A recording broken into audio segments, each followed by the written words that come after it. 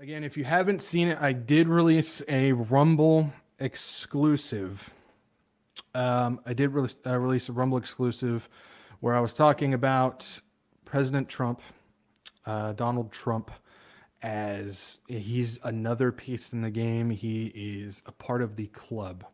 Um, I've got some notes on some of this stuff, but I might just have to go off of my head and what the Lord wants me to talk about when we get to that point. But we're going to go ahead and roll with this. So I want to expand just a little bit more on Donald Trump and why I have this conclusion. The evidence in the video should be more than enough. But if that's not enough for you, I do want to have this thrown out there as well. So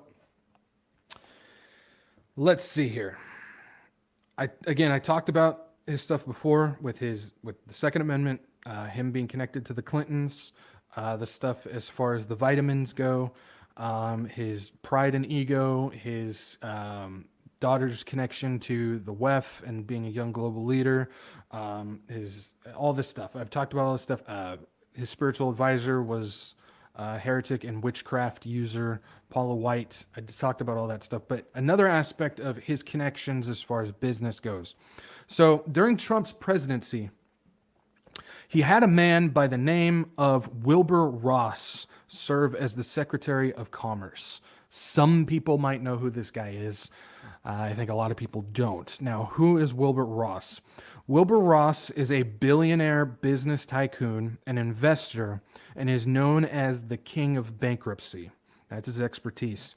Due to being a recapitalization specialist. What that means is he's able to restructure a company's debt and equity to get them to avoid bankruptcy. So he's able to get the lowest of the low people out of bankruptcy by doing his business stuff. I'm not even going to pretend to know what all that is involved.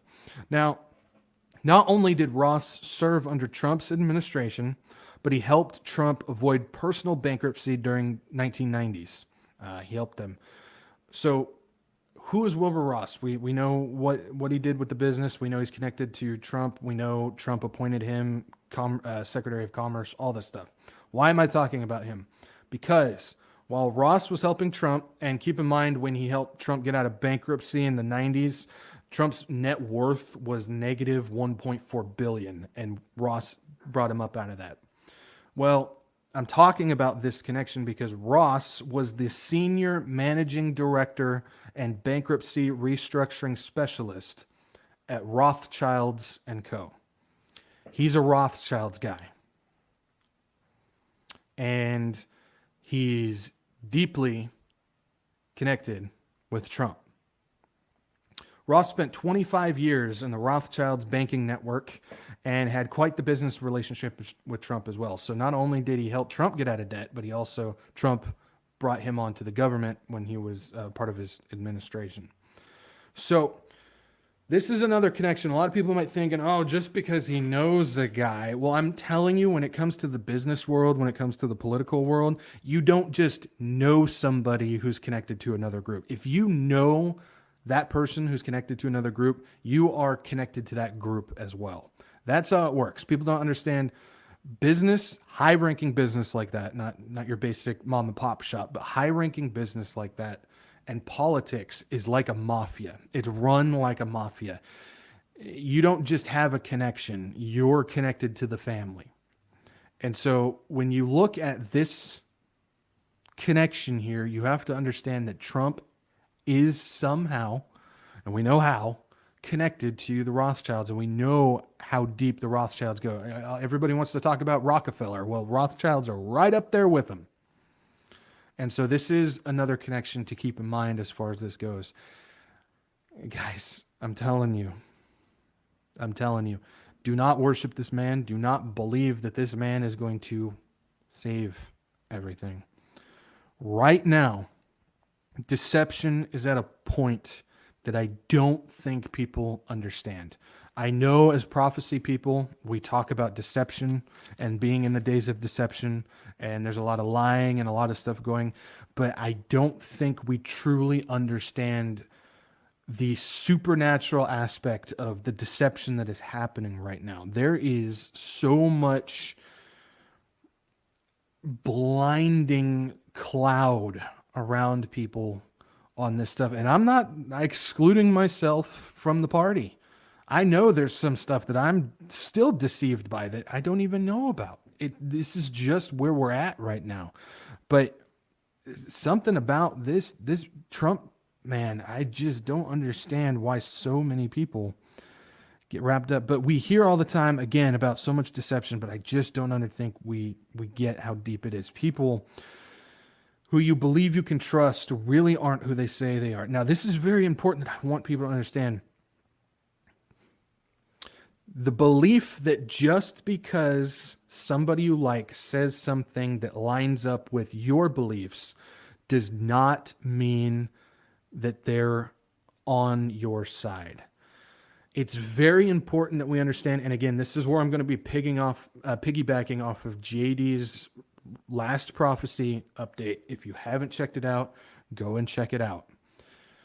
But we have to understand, just like he said, just because it's two wings attached to the same bird, it's two sides of the coin attached to the same coin. We have to understand that the bad guys aren't going to be like in a movie where, you know, it's not the guy who has the curly black mustache who's rubbing it as he's taking the hog-tied lady and laying her on the train tracks for the train to run her over. It's not that obvious.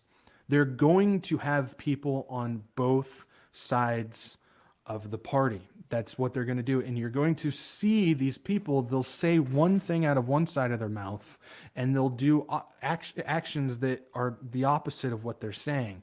Elon Musk still has, I don't know how many people fooled, where he'll sit there on Twitter and he'll talk about how bad the WEF is, but yet he's over here working on his brain chips. He's working on his Tesla stuff. He's got his Starlink things going on. He's a transhumanist. He's working on 5, 6, 7 different things that are all playing a part of the WEF agenda.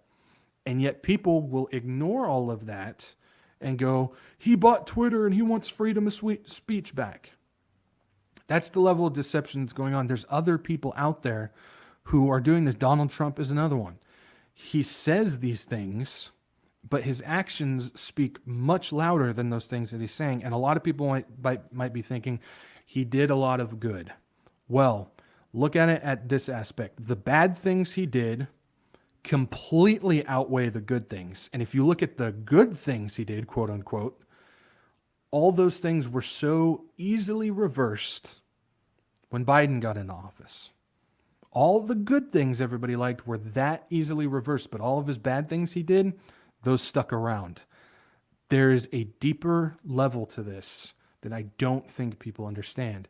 And you've got other people out there. You have to remember Tulsi Gabbard's another one. A lot of people are starting to strap on to Tulsi Gabbard because all of a sudden, Tulsi Gabbard, she was a WEF global leader. She was a part of the World Economic Forum. She was Democrat.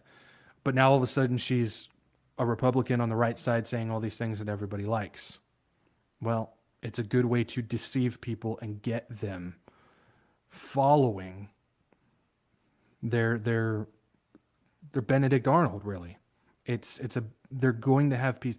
The game of chess, you have both white and black pieces. You got to have two sides. And that's what they're doing. So I really want people to understand that you have to look at the actions and you have to think a little bit more on where this stuff is going. This is a game. And the game they're playing is you. That's the important thing. The game they're playing is us. And Satan he's really playing this well because he wants us to get distracted by the fight of politics. He wants us to pick a side and then get distracted and start attacking the other side. That's one of the reasons why when I talk about all this stuff and everything, I'm not making fun of people like Newsom and Biden and Trudeau and all these people. I don't ever bring them up. I don't get them involved. I don't attack them or anything like that because it's a distraction. I don't care about making fun of that person who is a puppet. They're reading a script. They're not in control of anything. I don't think it's worth doing that. I think it's worth looking at the plan that's being put into place instead, that does have to do with the prophetic events that we know are going to be happening in Scripture. That's why I think it's so important that we need to not get wrapped up in attacking these people.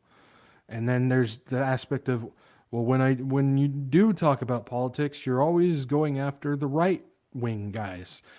I am, because majority, not all, but majority of Christians are conservative, and they're on the right side. They declare to be Republicans, and I think they're the most duped. So I think it's more important to talk about them more often.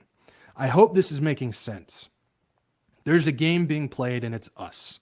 And Satan is playing it very, very well, because I don't know how many church sermons, Christian podcasts, chat forums I've seen where people take more time explaining why they like a certain politician and attacking another one, when there's much more important things that we could be talking about.